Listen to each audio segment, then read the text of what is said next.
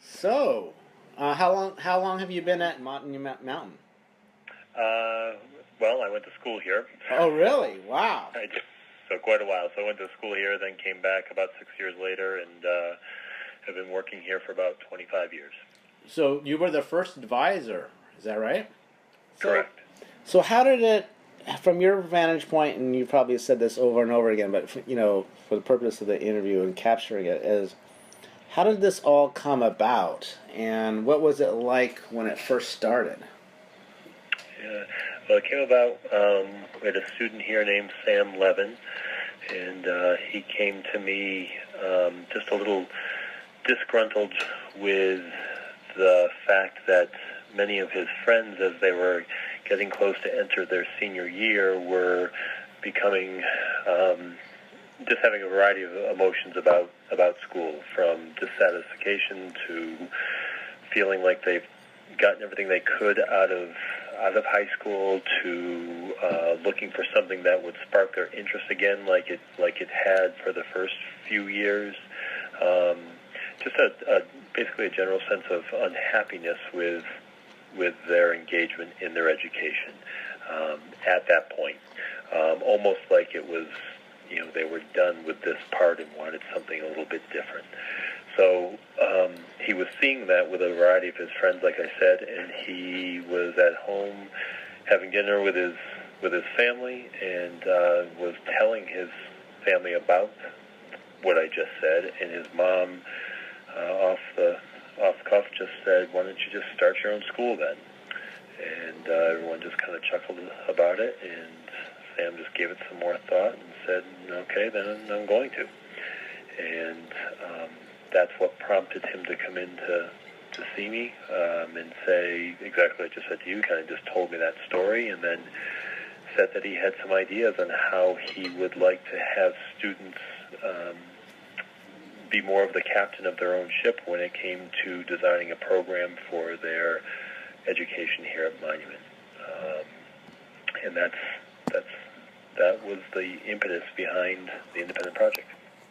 Wow. So he came to you, Yep. and what? And I was his guidance counselor. yeah. Okay. And so, like, what was your? So obviously something. It seems to me that could happen often with maybe some kids across the country, but it took a hold there somehow. Yeah. No, I was excited. I said that's a great idea, and asked him, what he thought, what his ideas were about starting a new school.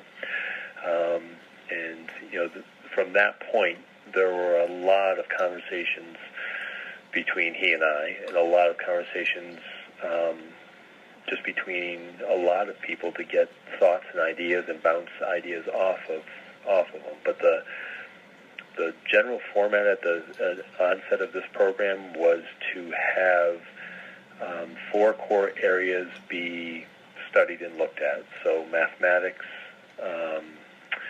literature and writing kind of going hand in hand. Then the historical sciences,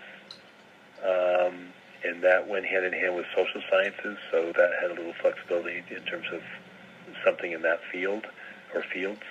And then the natural or physical sciences. So those were the 4 core areas he wanted to make sure that were included, because he felt very strongly that they're very important parts of obviously all academic programs to some extent, and he didn't want to dismiss that. Or he also wanted to be able to provide opportunities in an environment where students could feel they could engage in those areas, but be much more of the author of their education when it came to studying those disciplines. So that was one component, and I can expand on that in a little bit. And then another component was a thing called an individual endeavor. So every student had to come up with something that they wanted to master or learn more about or build or create, but it had no limits. It could be anything, and it literally was anything. So that first year we had someone who learned how to play the piano, and his final presentation for his individual endeavor was putting on a concert for about 100 people here at our school. So obviously that included learning how to read music, learning on music theory, obviously putting in a ton of hours of practice to be able to play music, and then also composing some of his own pieces and performing them.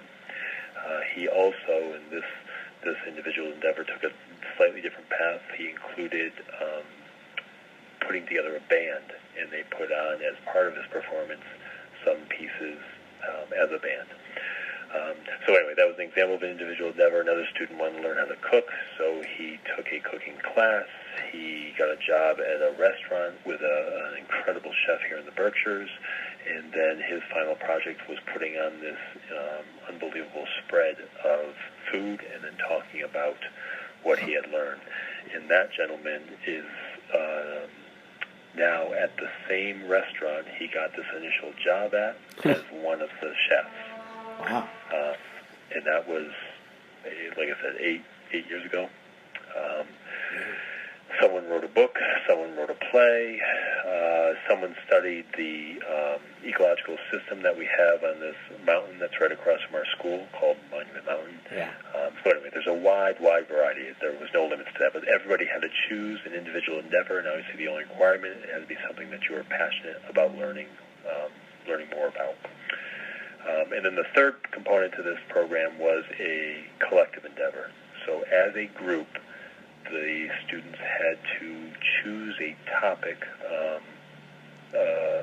where they wanted to make an impact, make a difference. So that first group chose education, and they ended up making a documentary on education, and did that through, some of it was talking about the independent project itself, but much of it was interviewing and researching the many, many ways that education exists in the world.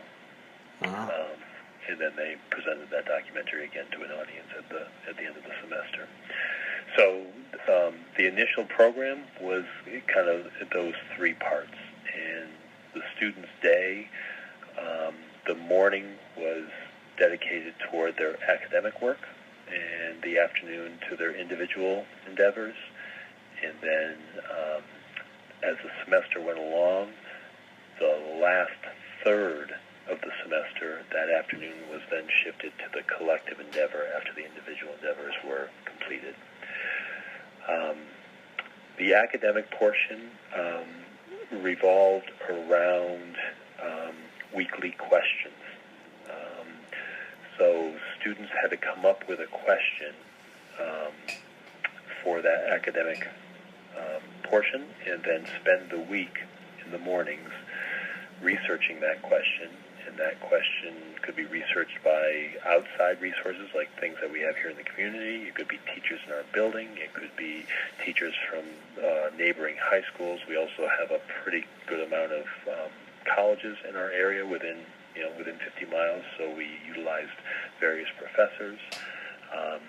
And then at the end of the week, each student had to present their findings from that question.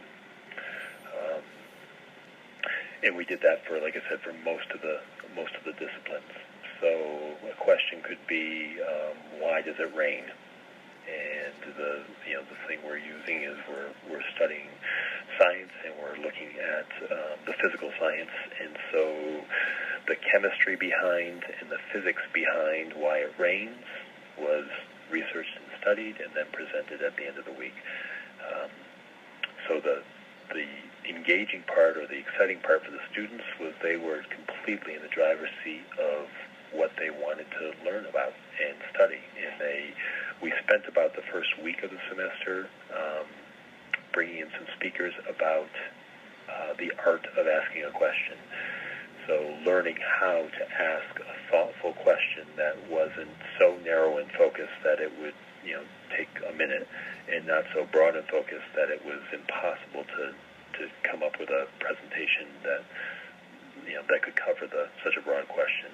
But we really put some thought into how to ask a really thoughtful, clear, concise question.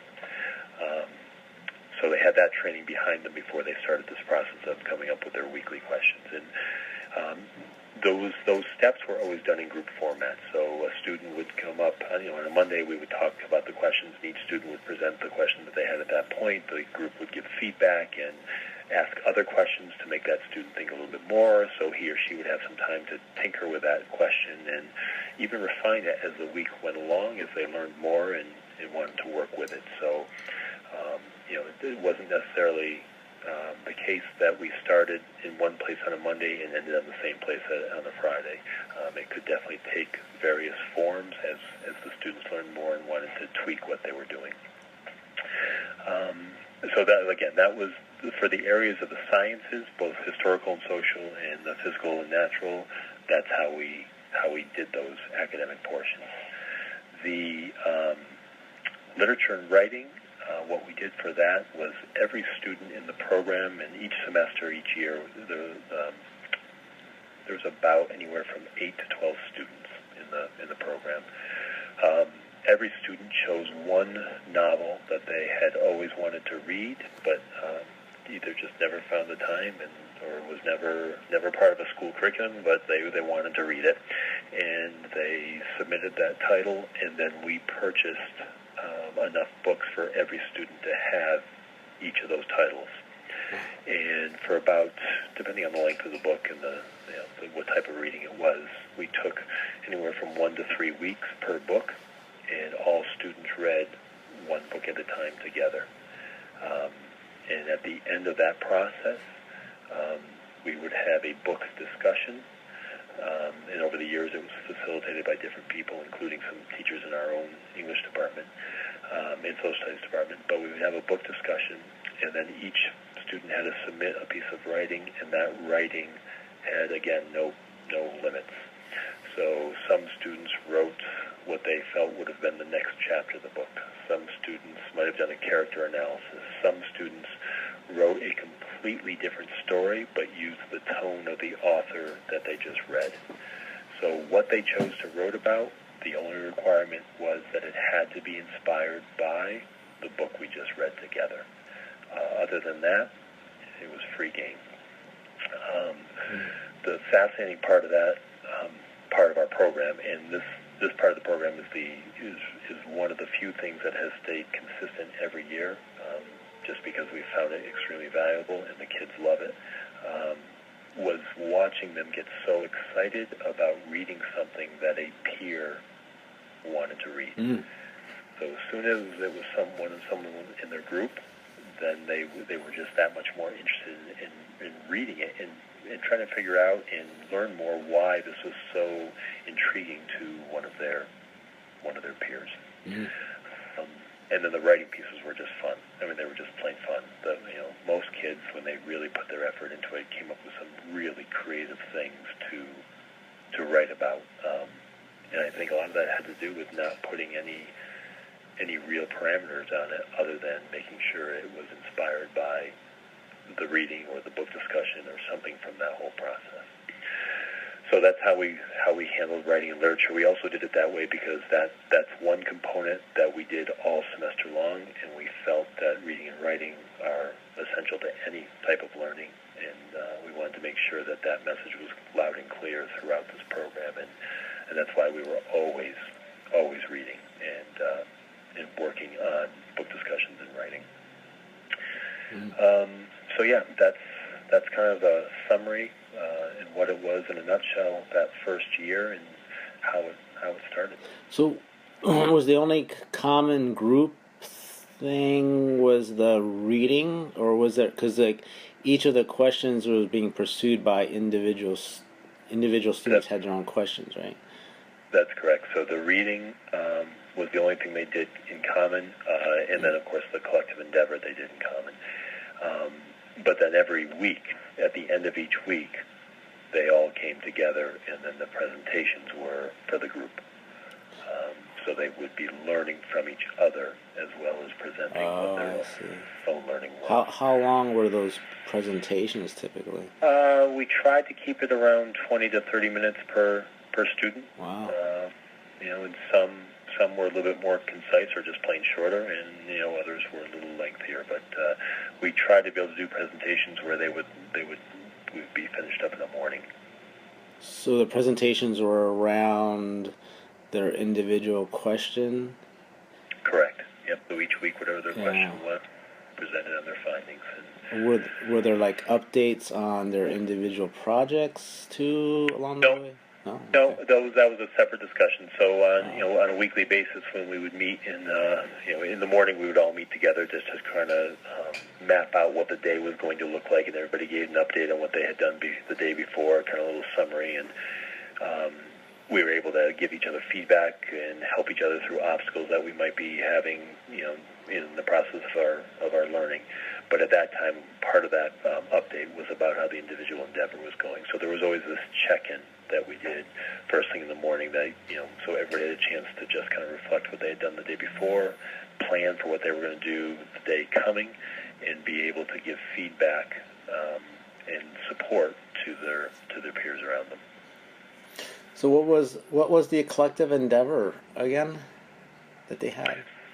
So, excuse me. So the collective endeavor was the group had to come up with an issue that they wanted to learn more about, but more importantly, do something with. Like there had to be some sort of product or something that they did that made an impact on that issue. So that first year, like I said, was education, and that's when they documentary on education. We have a community that's very supportive of our school and our students, and just with a lot of different backgrounds and experiences, and we tapped in a lot of those. That's incredible. What were some of the initial challenges? I mean, a lot of people would be saying, well, there's no way we could do this because you can imagine the different things that they might say. What were some of your own initial challenges? There's a long list of them. It was and still is very challenging for many faculty members to embrace the idea of a program that is so student-led and the many questions that go along with that, such as, how do students get graded and who does that?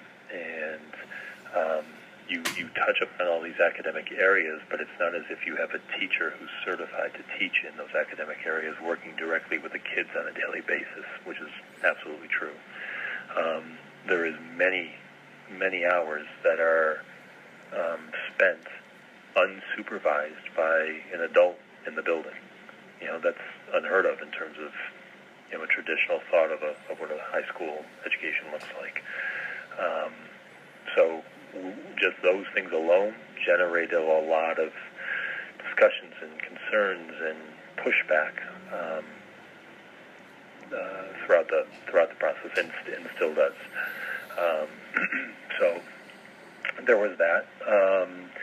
We had to put all this together and present it to our school committee to get it endorsed by them, and they were very open, but also skeptical in the sense of asking a lot of really good questions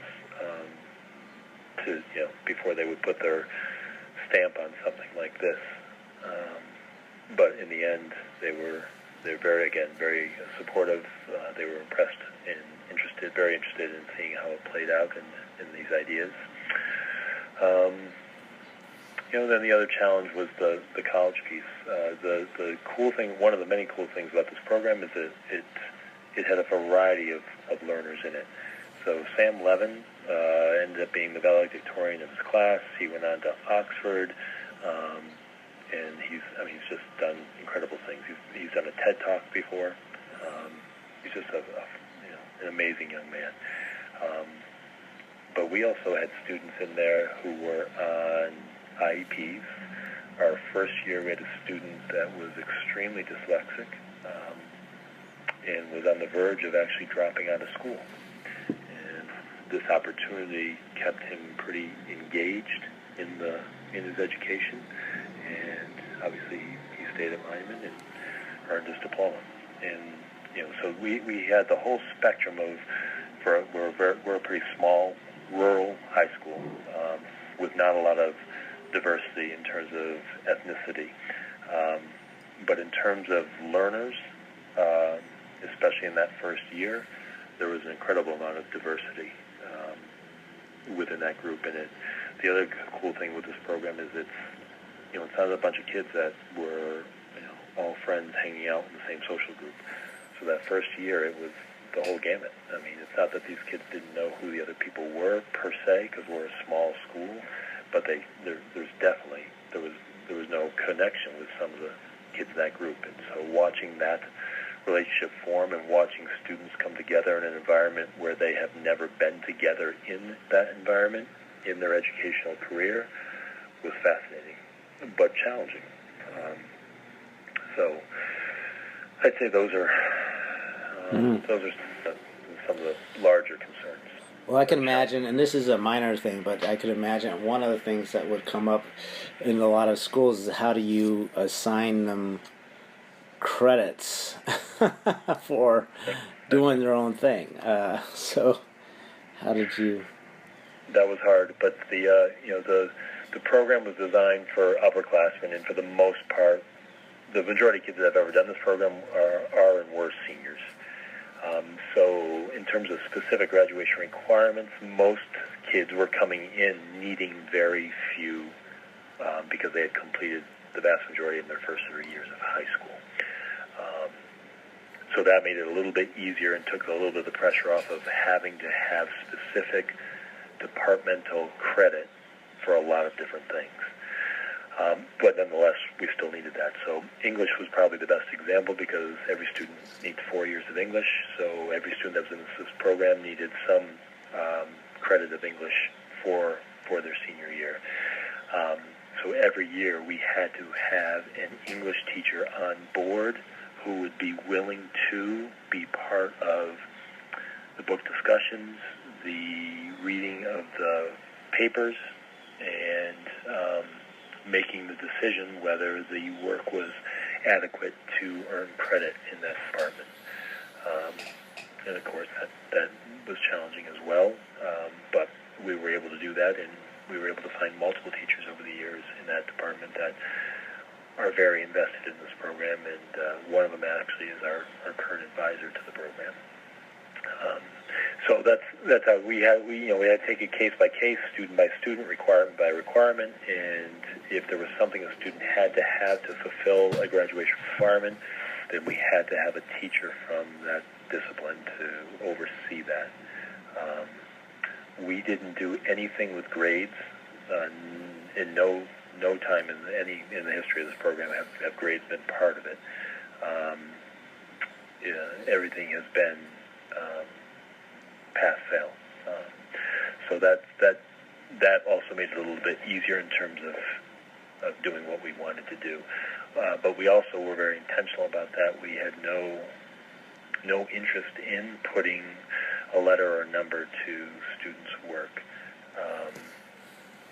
And we put it more on the credits. So in other words, a student would be doing the work and the decision would be at the end, not so much whether someone passed or failed, but how much credit was earned by the work that they did. So, we had students that did phenomenal work and did everything that was put in front of them and everything that they put in front of themselves and everything that the program was designed for, and earned full credit, which was at that time 4 credits by our system. But we had one student that first year that was in the program that earned 2 credits because she just didn't, there was a number of things that she didn't fulfill and do. So we were able to design this so it got away from looking at passing or failing, or it got away from assigning an A or an 83, but talking more about having students earn the credit that they put forth that effort for. So everybody got through a program, but it was more a matter of, well, did you get through and earn 4 credits, 3 credits, 2 credits, like that last example I gave? And then it was just a different way of talking about it. So the conversation about failing something was never part of this program. And the conversation of, did that person got an A, but this person got a B, and what's the difference? That was never part of this program. And that was intentional. So, but it wasn't easy. And, Yeah, how would it show up on their transcript? Like an independent study? It was an independent project, and then the number of credits that the student earned in that, and then with every college application, there was a description of the program, a general description, which basically is what I just described to you, but a little bit more precise. And then the students would write their own description of their own work in the program. So all colleges would see the credits on the transcript, and under the heading of independent project, they would receive a generic description of the program that was the same for everybody, and then the student would be responsible for writing their own description of their own work. And the responses from colleges were shocking. I mean, that was certainly one of my biggest concerns going into this was, what's a college going to think of this? And, is this going to stop a kid from having potential of being considered for schools? And we have no evidence over 8 years of anything but colleges embracing this, calling and asking more questions about it, and fascinating things like Tufts universities. For three years in a row now, I've been Skyped in with independent project students into a introduction to education course taught by a professor there, and one of the assignments he gives the kids every year is design your own school. So he uses the opportunity for his class to hear the description of the independent project and ask questions of me and of the students that are in it, and that's part of their research into this assignment. So anyway, different opportunities like that have come up over the years, and it's all been very, very positive and very, very, very good in terms of the college perspective, which certainly was a huge question mark at the beginning of this.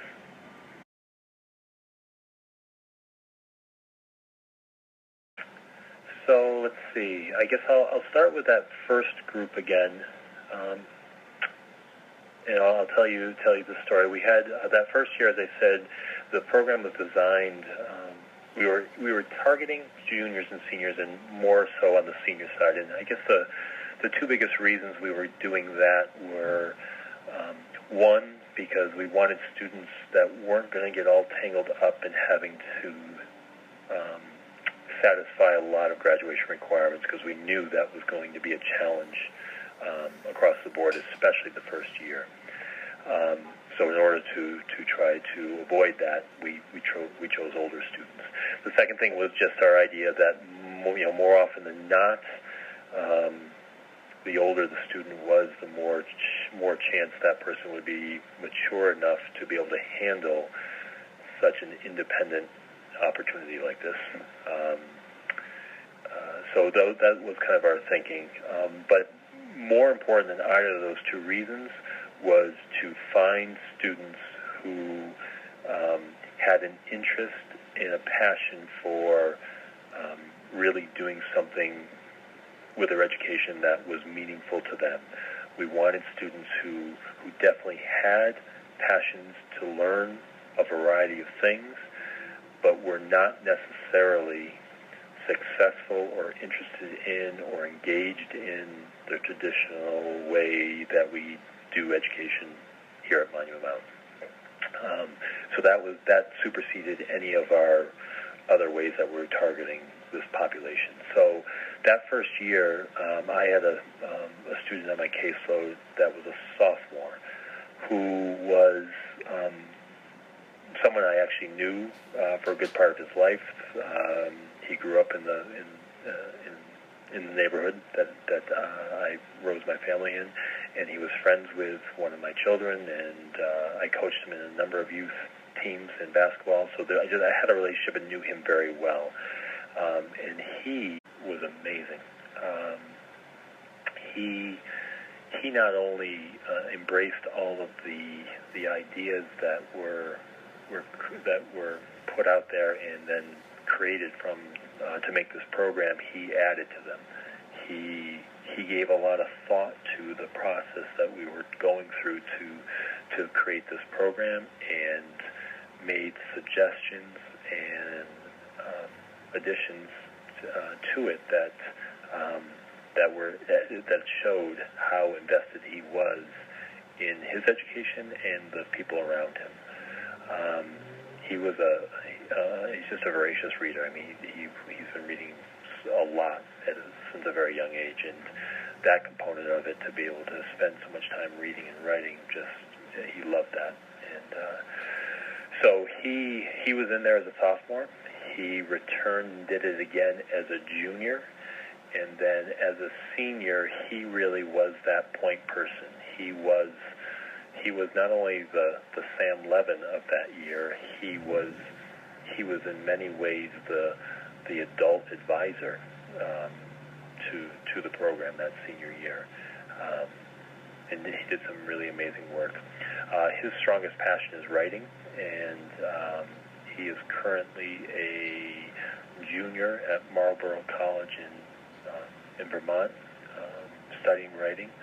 He's been published numerous times. In one of his individual endeavors, which was I can't remember if it was sophomore or junior, I can't remember which one it was, he wanted to write a book.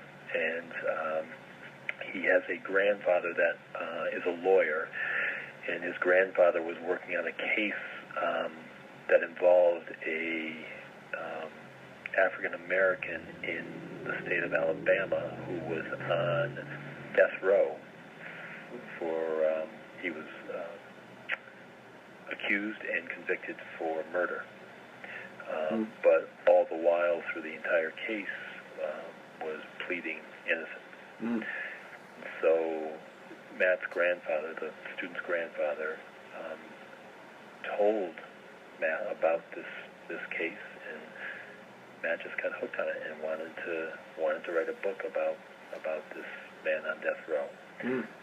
The book is called A Little Book of Freedom, and he wrote letters to this inmate and was able to go and travel to Alabama and interview him, and he wrote a book. Wow. Got it published. Wow. And it was absolutely fascinating.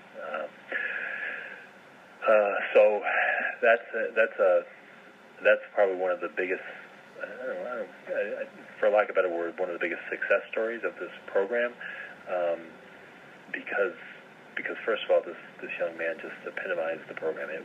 He was made for this program, and the program was made for him. If other schools were thinking about what are things that they need to think about if they were to think about taking this on? I think there's probably a few points that we have told, and I have definitely told various people that have asked, and one of them is just to make sure that this really needs to be student-driven and initiated, because as soon as it becomes something that is adult-driven or steered or structured, it goes away from what it was originally set out for. And we've grappled with that over the 8 years at different times when adults have been part of the program, but they've again, kind of like the traditional teacher personality, come in and said, controlling things. This is how it needs to go, and assignments need to look like this, and you should be asking these type of questions, as opposed to working with students where they're at and what their interests are, and still challenging them by all means in questioning things, but in a way that allows the student to still be the director and author, like I said before, of their education. And that's hard on a lot of levels and for a lot of different people, but this program was designed by a student, and it came from the idea that the student saw his peers be disenchanted with where they were at in their education and looking for something different, and something that they created themselves. And I think there's been, even within our own program at times over the years, there's been versions of the Independent Project, but it to be truly what this was designed to be, it needs to be student-initiated and student-driven. So that's important. And then the other thing is it's really got to be about individuals' passions, in wanting to learn stuff. It's got to come from within as opposed to from the outside, being told or shown. It really has to come from within. So if those two things are kind of always kept in mind and followed, a lot of logistics, they change for us every year. I mean, the kids come in and they really design their own program, and it's a lot of logistics do change. Like I said, the literature part has really been the one mainstay because the kids have just enjoyed that, and we also really have put our foot down in terms of reading and writing need to be part of it consistently. But other than that, there's been a lot of alterations and additions and deletions, and as it should be, and that's all fun and creative, and as long as we keep in mind that it's student initiated and driven, and usually we're good then.